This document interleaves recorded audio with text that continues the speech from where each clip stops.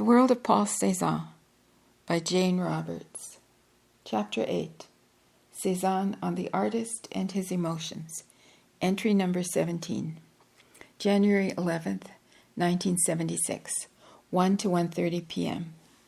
Printed or written letters of the alphabet look one way and sound another, and except for certain exceptions, the given meaning of a word seems to have little to do with its sound or visualized properties.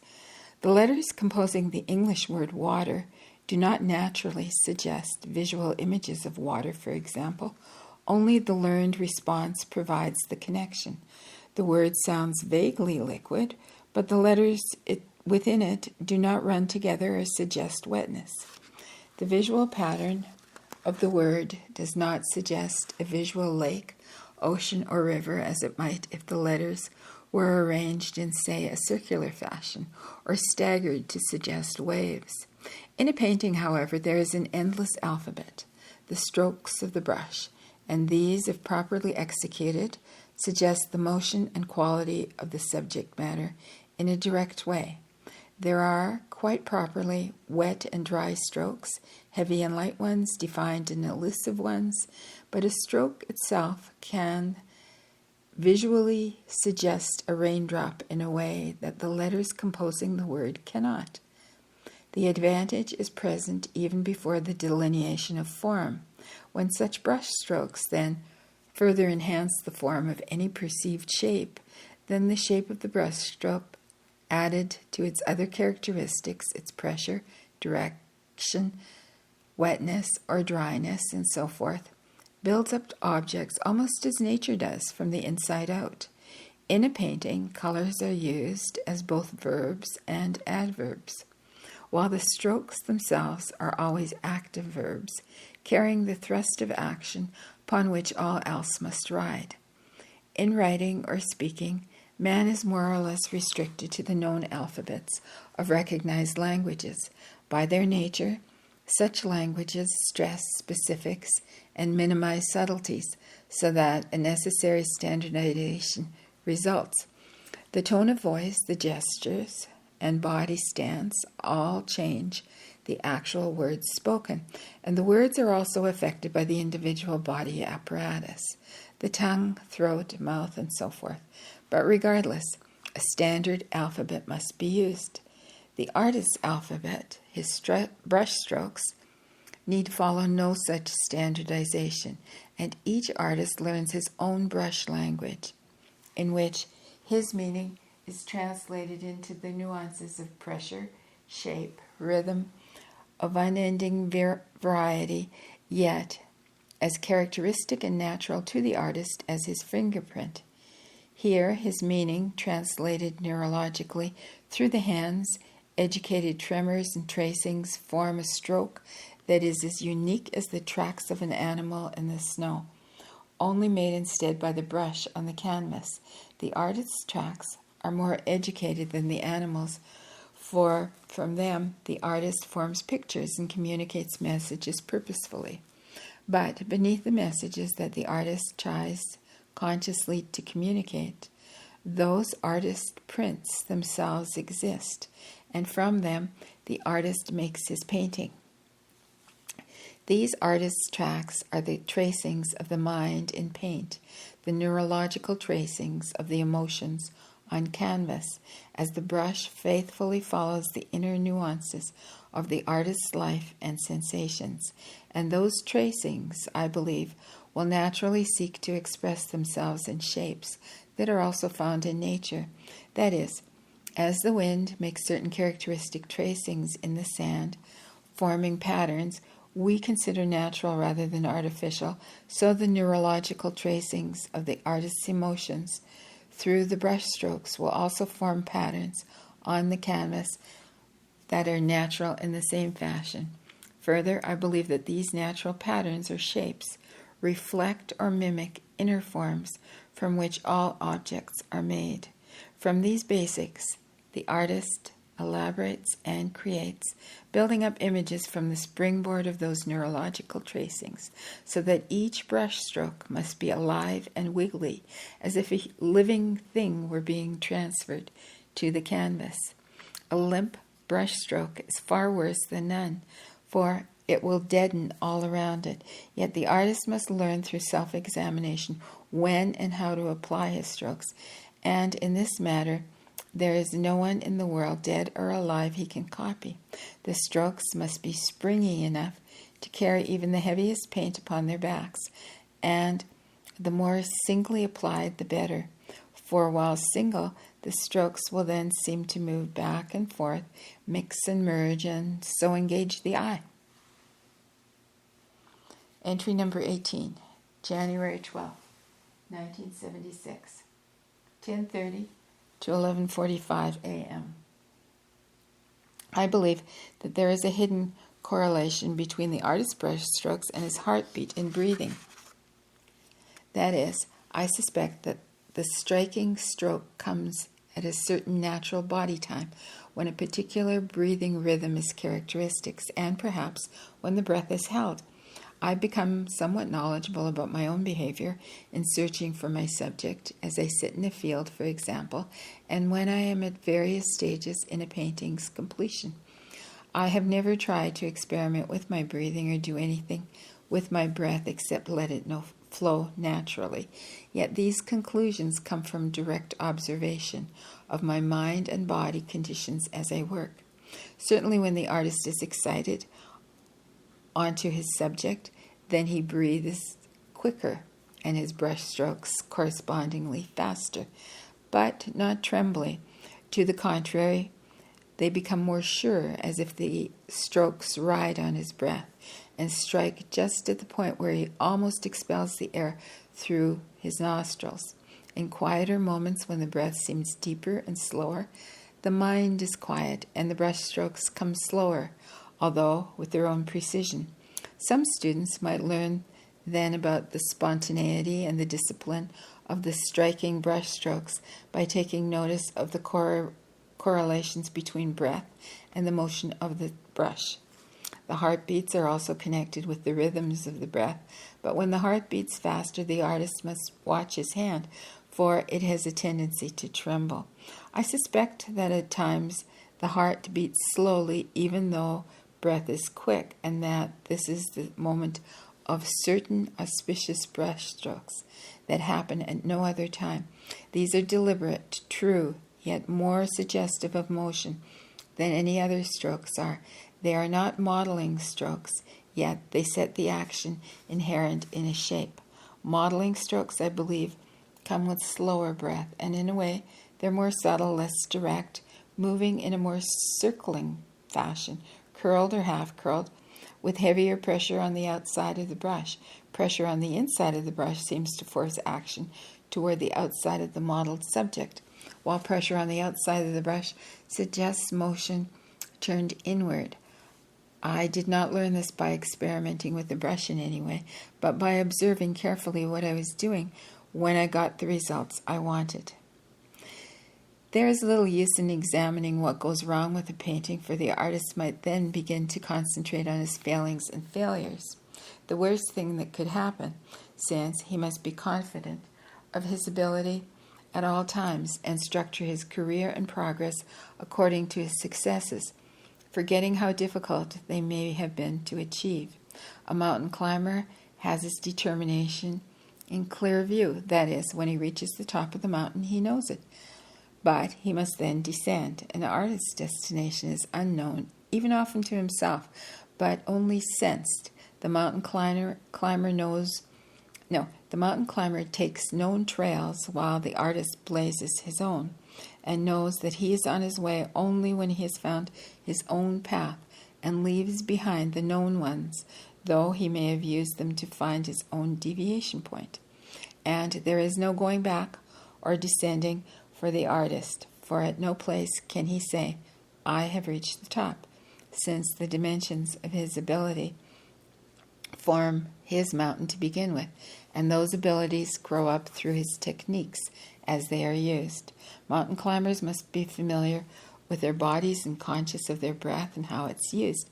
However, I believe that at a different level of creativity, the artist utilizes different kinds of breathing. I don't mean that breathing exercises can alone induce creativity, but that Along with other conditions, the artist unconsciously uses various kinds of breathing that affect the length, width, and pressure of his brush strokes. The artist's mountain is his own. No one else can climb it. He can afford to use no one else's equipment or maps, and his advance is not straightforward, for he must explore his base first, while the mountain climber all this has been done. But the artist's purpose only unfolds as he proceeds, and he does not really know what he will produce until the painting is finished. Sometimes he plans one painting and another results almost inexplicably, rising from the same techniques and colors that should, it seem, to have produced what he had originally planned. So the artist must plan carefully, while still leaving open room for self-surprise. He must be ready to change instantly, alert to what happens in a painting and in himself, so that his plans merge with the painting, and he controls it gently, while letting it also control him, yet not letting it run away from him. If a painting does run away from him, then there is nothing to do but go along with it.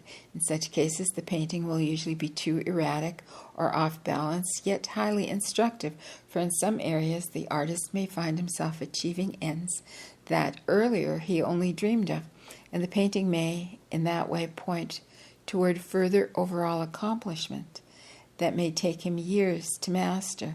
On the rarest of occasions, a painting may run away from the artist, but he generally follows it so alertly and faithfully that in a flash his technique grows and develops, so that a single inch of canvas shows a development that otherwise might not have occurred at all. Generally, however, there must be a delicate balance between the painting and the artist, in which the artist works upon the painting like a force of nature, and it responds, reacting itself as the elements are gradually built up. That is, in the reality of the canvas, the strokes, the colors, shapes, values, and so on, he will react to the artist's manipulations in the same way that rocks and natural objects will react to the wind, light, and temperature. 2 to 2:45 p.m. Children must be taught to read, and they must be taught languages. Before he learned to read or developed languages, man saw clearly and brilliantly. He explored his world because it was visible.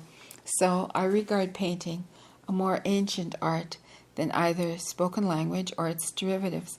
I believe that man traced objects with his fingers in the sand or dirt long before he learned to use pigments, and that objects traced in the ground were objectively his tracings and no others, distinguished from all other animal tracks because they formed a meaningful pattern consciously directed. These were most likely the earliest directions or signs made by man that let him communicate over larger areas than the voice could reach. Perhaps, in a strange manner, man learned by mimicking the animals first, leaving his trail as the animals did, by urinating or perhaps watching a wild cat prepare its lair with its paws. Man did likewise, discovering that he could do the cat one better, drawing in soft ground the visual patterns that represented the area itself. Thus man's tracks became truly unique. Maybe he first tried drawing with his feet, for surely his toes were more agile than ours. Perhaps he saw that his thumbprint was different from any other animal track, so he began pressing his thumb into the earth where it would be seen as a sign to others of his kind. And perhaps, pressing his thumb into the earth one day, he then understood in a flash of insight that he could draw that shape without first pressing down his thumb. Or similarly, he could draw the pattern of his foot or a finger, even though the shape on the ground was never touched by the foot. How long followed before man realized he could thusly draw his entire image on the ground without lying down and outlining it? How long before he drew the outline of a tree shadow in the sand, discovering that he had also captured the look of the tree, and then realized he could do the same without first tracing the shadow? It would only be after this, I believe, that he would then make the leap to sketching the shapes of animals. Perhaps he traced dead ones when he came upon them and was not hungry. All of this is conjecture, yet surely man used his fingers to sketch signs and directions before he learned to use tools. Man is too curious and creative not to have noticed the natural patterns his feet made in the ground, and too excitable to have left them alone. Surely, noticing, he turned back perplexed, walked backwards, varying the patterns, stamping them out, walked in circles, admired his footwork. He must have also seen that the tracks lasted longer than some tracks lasted longer than others in different kinds of ground, and sometimes, with triumphant surprise, come upon some of his own picture tracks months after he'd made them, still preserved in clay or mud that had hardened. And, sitting down again, surely he must have tried to make his footprints with his fingers, finding that numerous patterns could be formed easier, and then later discovered that these could be done on rock faces and in caves, where no other animals could wipe them out, and rain could not destroy them. Still, we have only sophisticated animal tracks. But man must have then discovered that he could trace the images of objects that were not before his eyes, objects that existed in the past of his vision, and therefore bring them into the present, and he could combine objects and alter their arrangements. That most of all he could bring into visibility the images of objects that were not before his eyes. Thus he could draw an animal that he saw yesterday. He could draw crude maps of hunting areas for others to follow or to refresh his own memory. He could sketch the various animals that were characteristics of a season, so that when the season came again he would know what animals could be expected or what plants could be found. Yet for all this, even as he progressed, he could not draw his own face, for he could not see it, except as it might be reflected on rock or in water. A man would have to rely upon another man to draw his own face, and for this reason, such drawings must have come last of all. For one thing, they would require cooperation and talent of another person, and time for such a prehistoric sitting. But what mystery primitive portraits must have invoked! Man, seeing all other forms of animal and land before his eyes, and learning to represent them, must have often wondered about his own appearance and tried to duplicate it. He knew that his figure was generally like other men's, as one animal of a species is like another, but beyond this he could not see how his own face differed from someone else's. Sometime or another, however, men saw uneven reflections of their faces, perhaps on polished rock, and then outlined the shape with their fingers, finding the traces did not take in stone. Then another flash of insight, and something is seized. Charcoal, from a fire perhaps, that could make a mark on stone. How many times did such an artist wait for the proper conditions so that the sun hit the rock in just the right way, until the reflected face appeared, and he had the foresight to be prepared with his charcoal, only perhaps to have the face disappear as clouds passed the sun. How long before he traced his own shadow on a cliff wall? And how much longer before he drew his neighbor's form in the same fashion? Further, I believe that man's senses were more acute than they are now, and that he was able to perceive other dimensions of reality than we do, even as animals and creatures do. Some aware of light or sound frequencies that escape our notice. These early artists might have been able to see more of the life in nature than we. They may have seen greater color variations or gradations of depth. In any case, I am convinced that they reacted to the vitality of natural objects in a way that would seem supernormal to us. Perhaps what we consider magical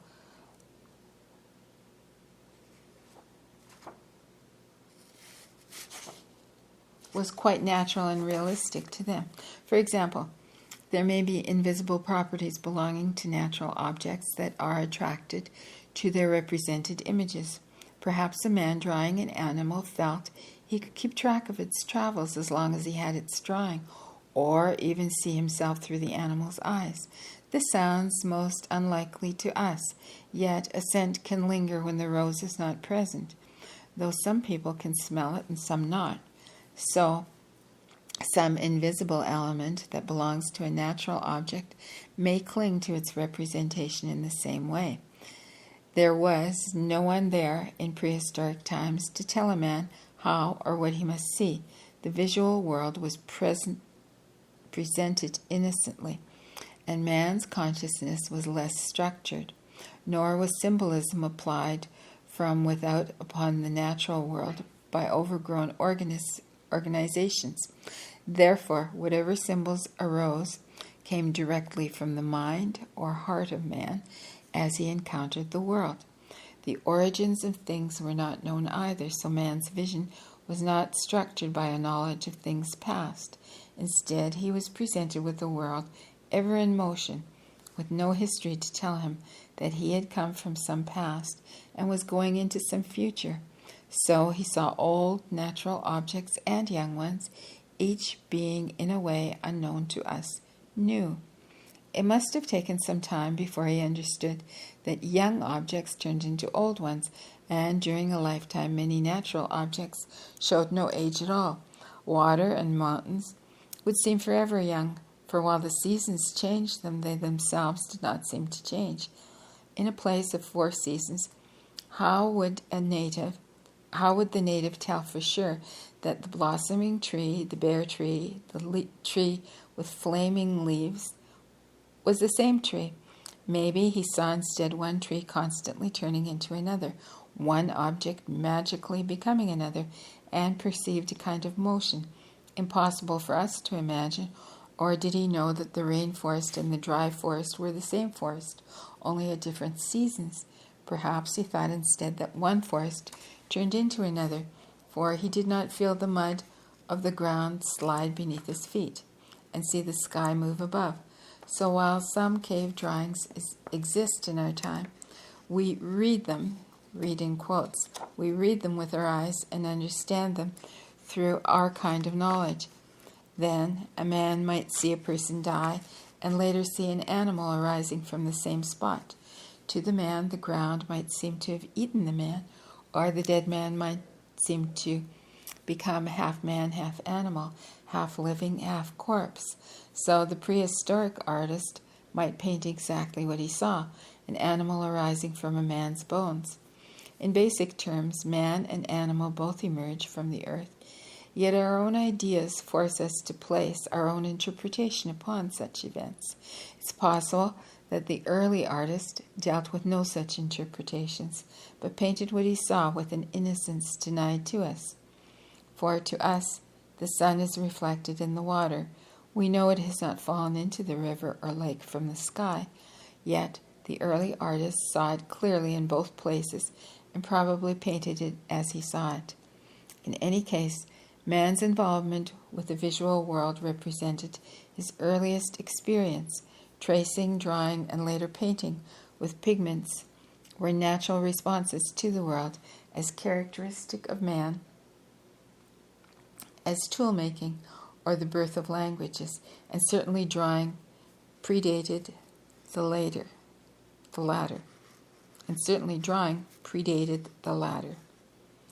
9:30 to 8:30 p.m. Early man may have actually seen a different kind of world. His visual perceptions would not have been so organized through intellectualized concepts, but applied more directly to the earth's contents.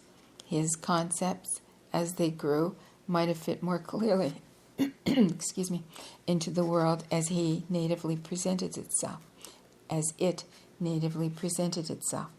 Artists may now consider a mountain an object, with trees and brooks a part of it. Or in another painting, an artist might consider a tree as an object divorced entirely from its environment.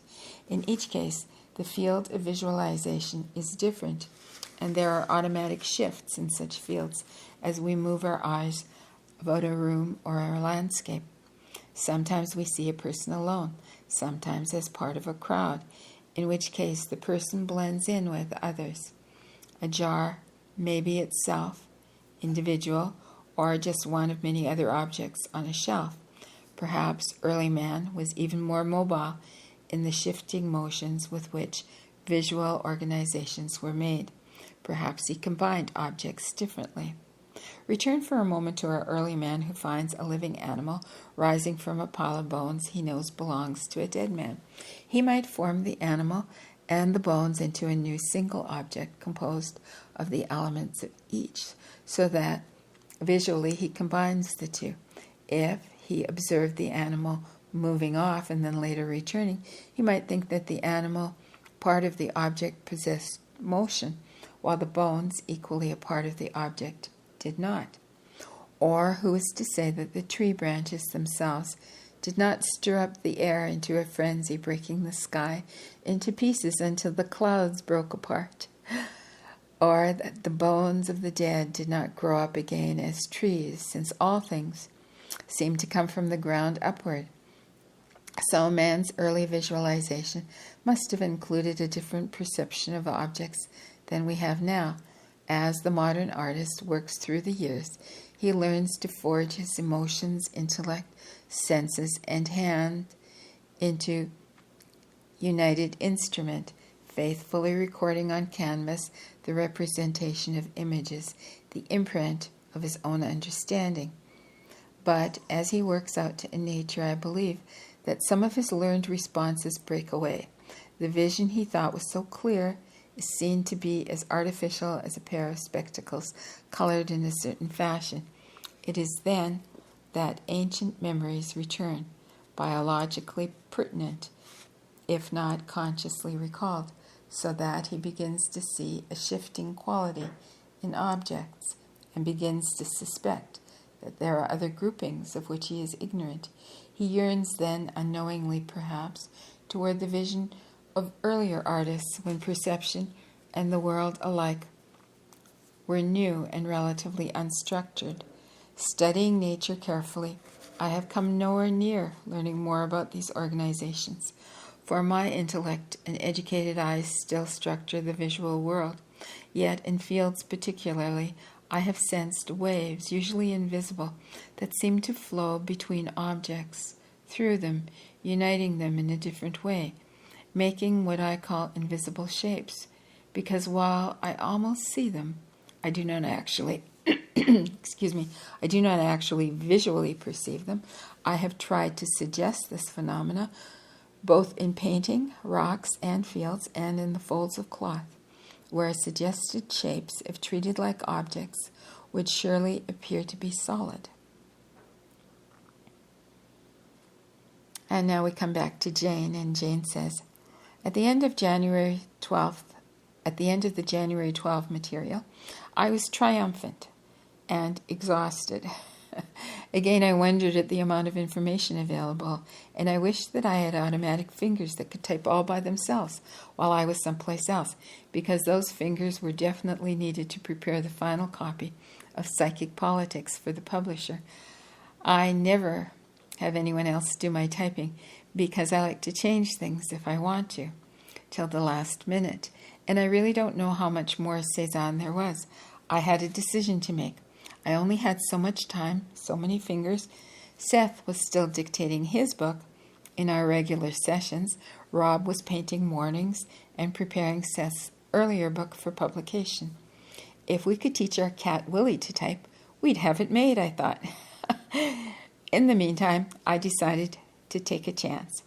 If there was to be more Cezanne, then somehow I'd get it, no matter how much time passed in ordinary terms. I apologized mentally and took the rest of January plus the month of February to type up politics. But for all my self-assurances, whenever I thought of Cezanne or the unfinished material, I worried a lot. Suppose I had guessed wrong. Rob mailed Psychic Politics for me on March 2nd, 1975. The following day, I cleaned the house with my attention off a manuscript for a change. Suddenly, I was aware of the dusty corners that I'd successfully ignored before. I groomed the cat. I made Rob some cornbread from a packaged mix, and I listened to the sound of his typewriter as he worked in his writing room. The next day, I straightened my files. That night, we went to bed around 1 a.m. At 3, I was still awake. At 3:30, I got up, trailed into the kitchen, rousing Willie, per usual, made my instant oatmeal, took it and coffee, plus my cigarettes, of course, to my amazingly clean desk. I'd say that I sat there maybe 5 minutes, having just enough time to finish my oatmeal before the tenor of pre-dawn hour changed. It was as if my cleaning of the house and the files had cleared the air, polished it to a new shining surface, so that it, the cat, and I all waited for a moment, for some invisible stirring of hidden elements. And then the Cezanne material began as clearly and strongly as ever, as if there'd never been a pause at all between this entry and the last. I didn't know it then, but I was to get more material than I'd already received, and Cezanne's view of the world and his art was to lend my days a growing enchantment. I was to work on several other projects, but it was Cezanne's manuscript that cast its atmospheric tints over our mental landscapes. Worldview or not, Rob would ask, well, what did Cezanne have to say this afternoon, or this morning, or whenever? And while I never sensed a presence, the personal characteristics of the manuscript were so strong in their dedications and prejudices that, typing, I'd have to respond. Not that it did me any good. The material didn't stop for my comments. There was no mental space in which to insert them. I was reminded again of strands of consciousness, in quotes, strands of consciousness, as I described them in politics. Cezanne's strand went merrily on its way. I could capture it or listen in, but I could not merge my thought with it. This was particularly apparent in some long passages where Cezanne compares writing and painting, and where painting comes out way ahead, both in terms of an art and simply as a method of expression. I thought he was being unfair. Besides, I thought, if I wasn't writing all this down, your manuscript would be in limbo somewhere. But in our implied bargain, I determined not to intrude before I discovered I couldn't, incidentally. I became even more intrigued by the contents of our minds. What do they hold that we usually ignore? Certainly, I didn't really think Cezanne was dictating the book, yet it was certainly coming from someone rather than from somewhere. Or so it certainly felt to me. And after all, it was my experience. I could also imagine Cezanne dreaming, God knows in what space or time, or musing about his day's work. He must have thought about his art incessantly, and having no idea that somebody, me, was tuning into those artistic plans and purposes. Makes me wonder if someone is tuning into my dreams, picking up my books I've thought about but haven't written yet, and it's bound to make you think that our dreams and thoughts are as real as peaches and apples to be plucked from the mind's invisible trees. Enough of that, yet the material wanted to be plucked too. I wasn't stealing, for all of Cezanne's preference for painting over writing. Now and then I had the sneaking suspicion that he didn't want any part of him to be wasted, and that some part of him was more than willing to take advantage of my writing in the service of his art. In part 2 of this book, I'm presenting straight Cezanne, so that you can become as immersed in Cezanne's world as I was, or nearly as intrigued as you follow the mental paths of a brilliant mind as it focuses unremittingly on painting, opening a vision of life truly unique in its determination and devotion. You can literally get lost in this view of the world, as reality is perceived with a vividness of genius proportions. That is, I'm presenting the material exactly as I received it and in the same order as usual, but without adding my own comments. No changes were made at all, except that now and then I broke up very long sentences into short ones. The sentences I discovered have their own syntax and convey, at least to me, a foreign air, French translated automatically into English, perhaps. More likely, though, the transmission and reception of this manuscript lie in another realm where you don't need to know the language to get the message. Originally, I was going to have a chapter per month of the material, but a month's production I quickly saw would make the chapters too long. I kept the serial method of presentation, though giving the number of the entry and the date, and also including the time involved in each sitting. I also included a brief resume of subjects covered in the chapter headings. In the meantime, the weather had turned exceptionally warm for March. On several days it was in the 60s and low 70s, and when I was finished with Cezanne, I often sat at the picnic table in our double garage with the door open looking out at our hills and wondering how Cezanne would have seen them and painted them. And that's the end of that chapter. And that's the end of the first part of the book. So after this, we start the second part of the book, where apparently Jane isn't going to comment too much, and it's going to be strictly Cezanne. Okay, well, that was fun. So till soon.